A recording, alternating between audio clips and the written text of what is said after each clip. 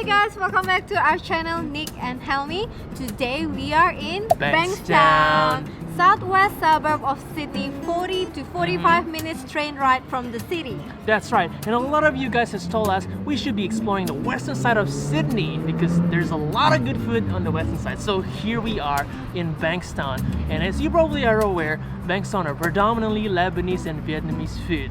So today we're gonna be touring around Bankstown to find some of the great food to eat. Yep, You ready? of course. Let's go! Alright, so currently we are in Banh Mi Bay Ngo here in Bankstown. It is one of these famous places that does a really good banh mi here. What's different between this store and other stores because they custom make your banh mi as you like it. So you've got your traditional banh mi, and then you've got the fried egg roll one. That's what we're getting. Apparently that's one of the famous with the locals here. So essentially you can pick from all the menu up there, but then you can custom make it. You can add eggs, you can add different stuff as well, but you've got your traditional pate and mayo, and it's homemade, and that's the key to making a really good banh mi here. And then she adds obviously the shallots, all the carrots, all the ingredients on top of that, and we've got this delicious banh mi right here in front of me. The dish here, it's a very messy dish, so she cuts it for us already. So this store is actually one of our friends' store, Jazz, here, and she's been running the store for quite a long time, and it's actually been in a Good Food Award as well. So it's amazing to finally have the chance to try the banh mi here. Oh my god, that is so tasty. So we've got the traditional banh mi here, but we've actually got egg. We got fried egg here. So you can see that there's a fried egg as well. Oh my god, and you can taste the pate and the mayo. It's so creamy, so smooth as well. There's just something about coriander that really is addictive for me. It just gives you that really nice freshness and sort of like a minty kind of flavor to it. Really, really nice. It's just such a good combination. This is what I love about banh mi. It's just a combination of quite a healthy kind of treat, a lot of vegetable, but you know, when you combine everything together with the pate, with the mayo, it's just got this absolutely stunning flavor to it. So good. Alright, that was so good, guys. I love this place because the fact that you can customize your own banh mi. You can even bring your own avocado, and then they'll put your own avocado in the banh mi. True story. Someone actually did that. Alright, so we'll head on to our next place.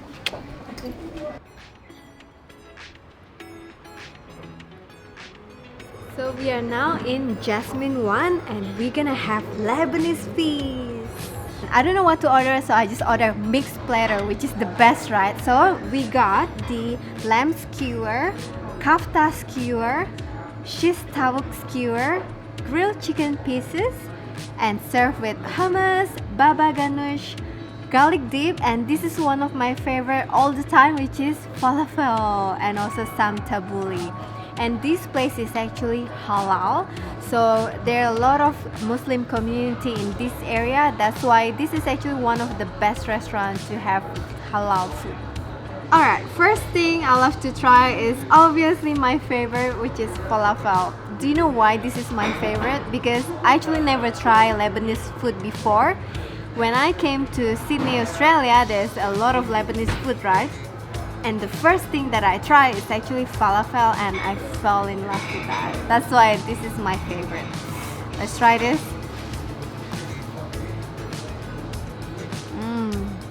The outer layer is so crunchy. Inside is the smashed chickpeas, so I guess it's healthy, right? So it's sort of like mashed potato kind of texture, but this is chickpeas. It's so light and somehow it's not that oily, which is very good. Alright, so now I actually have the pita bread and I'm gonna try the chicken. So for those of you who don't know, I actually don't really like lamb. I know like Australia have a very good lamb, but I'll leave that to Nick to try.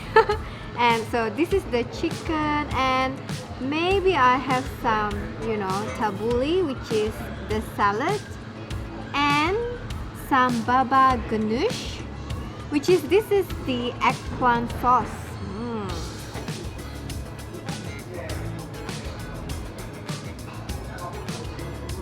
Wow, as you can see, I actually mix everything here. but despite all, the chicken actually the standout. You can taste the smokiness of the chicken. It's very tender, and as you can see, it's a bit burned there. That's the signature of the grilled charcoal chicken Lebanese style. It's really beautiful. Australian lamb is actually one of the best, and I don't mind eating lamb. I know Helmi doesn't like the smell of lamb and sort of the taste of lamb, but I love it. So we're gonna try, I think that one is I think that's the Kafta skewer there, and this one is your normal lamb skewer there. So I believe the Kafta is sort of like a minced version of the lamb, so I might try that actually. I love adding all this vegetable, the tabouleh here, you got parsley there and some tomatoes there, some cut diced onion there as well. But they do give you heaps of onion right here. Wow, that's actually quite nice. I can see that inside the lamb there's actually some herbs there to really counterbalance sort of the gaminess and sort of the smell, the strong flavor of lamb that Helmi usually doesn't really like. I think Helmi should really try this. I love the tabouleh as well. It's just really refreshing. If you love lamb, this is actually really great. Alright, here's the thing. When you talk about Lebanese food, you usually think about savory dishes. But apparently Lebanese people make a really good sweets and dessert. And next to the Jasmine one is a Lebanese sweet shop. It's called Sweet City Center. Helmi's gonna love this. Yay! So this is the most exciting part of the episode because it's dessert, and this Sweet City place, oh my god, it's like heaven for me, because as you can see, there's so many sweets there. There's so many traditional Lebanese sweets, dessert, cake, and even shisha. To be honest with you, I actually never try a lot of Lebanese sweets, so I only try baklava before. That's why we actually ordered this called Kafta. Is that right? Kafta. So this one is the cheese, and look at this. Oh my god, they actually heat it up. So the cheese just melted away, and then they put sugar syrup on top and crushed pistachio. Oh wow, it's very sticky. Hold on. I'm struggling here. Oh.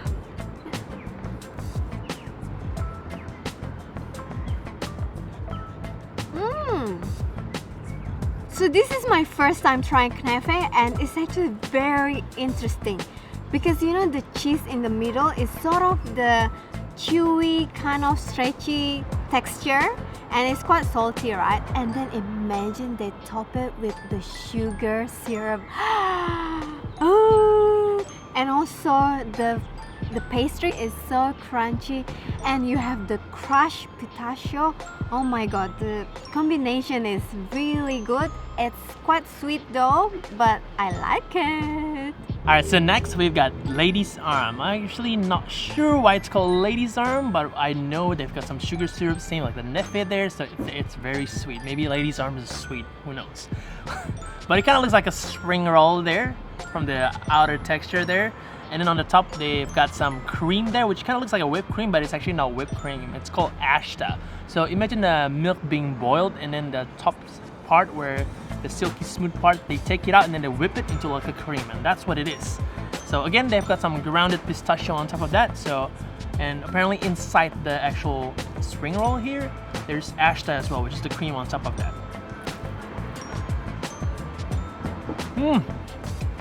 Wow, it's so crazy. The pastry outside is actually really flaky, really crunchy, but it's got that sweetness glazed from the sugar syrup. Now, the Lebanese cream, the ashta, very creamy as well, but you've got the grounded pistachio, which gives it a kind of nice crunchy texture on that, but really filling. I love this. This is really, really nice, really sweet, and it's a very good dessert for the afternoon like this. Such a good dish.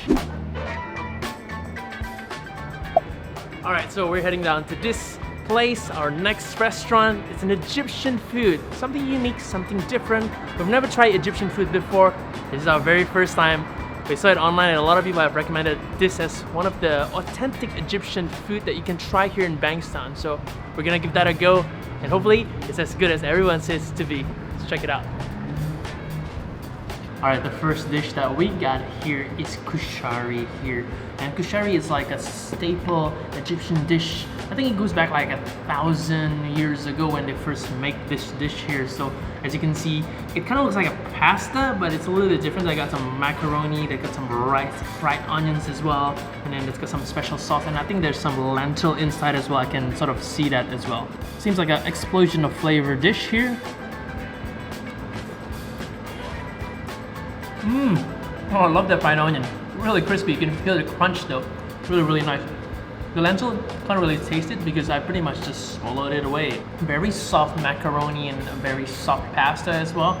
Rice is a very small portion of rice, which is really great. The tomato paste is not as much as like spaghetti, for example, because in spaghetti usually there's a lot of them and it can be kind of acidic as well. So I like the fact that they've actually got a really good, nice balance of combination here, especially the fried onion. It really gives you like really that crunchy and really nice kind of savory texture.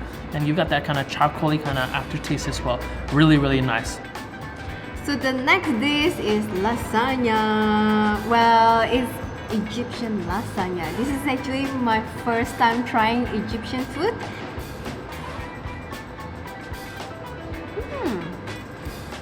This is actually very different with your Italian lasagna, because your Italian lasagna usually use a lot of cheese. It's like smack cheese on your tongue, right?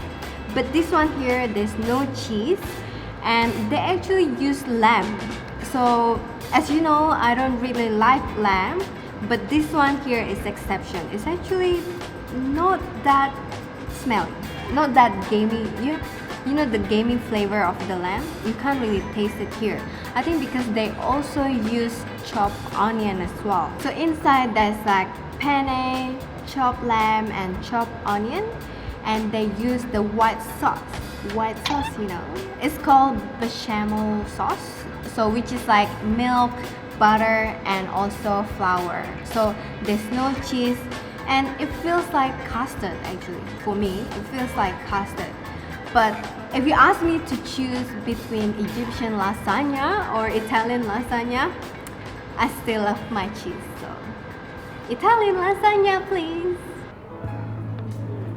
Next stop, located inside the Bankstown Polish Club, there is actually a Polish restaurant called Emilia's Pierogi. And this place is famous with the Polish dumplings, which Nick and I never tried. So, let's go! I seriously never tried this before, so this is really exciting. And even they have like blueberry dumplings as a dessert. But yeah, this is very exciting. We actually got the combination of 4 dumplings and in one plate. So we're gonna try the mincemeat dumpling, Russian style dumpling with cheese and potato, cabbage and mushroom dumpling, and also, okay, this is the hard name, Białystok style dumpling with buckwheat. So I actually googled Białystok is like a city in Poland. Please tell me if it's not right. So the restaurant is really small. As you can see, it's about maybe 30 square meters, but the concept is kind of like a family home kind of place. So really excited. I always love when I go back home and my mom serves dinner. So this kind of feels like that. It really kind of feels like a really tight family kind of business here. So I'm excited to try my first Polish dumpling. Alright, so we've got our dumpling here right now. There's 8 of them here. I don't know which one is which because they all look kind of similar, but they said this 2 was the Russian dumpling. This 2 is possibly the mincemeat one, and that one, this 2 is the cabbage and mushroom dumpling. So I like cheese and I like potatoes, so we're gonna try the Russian one first. Looks like a mashed potato there, but I can really smell that onion, the caramelized onion there. It smells kind of sweet there, so it's gonna be lovely. I feel like that's gonna create more texture there as well. My first pierogi dumpling on this planet called Earth.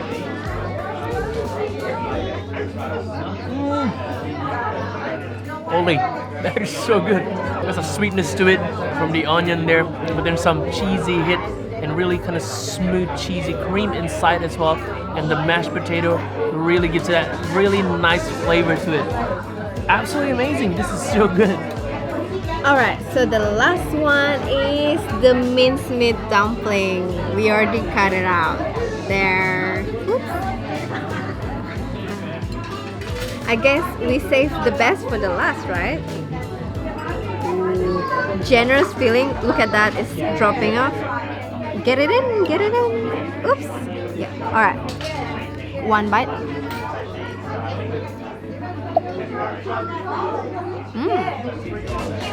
Now, this one really tastes like the Asian dumplings because of the minced meat. So because, you know, previously we tried the cheese, so it feels like European style, but this one is actually Asian style because of the minced meat, and it's actually quite nice. It looks dry, but it's not that dry inside.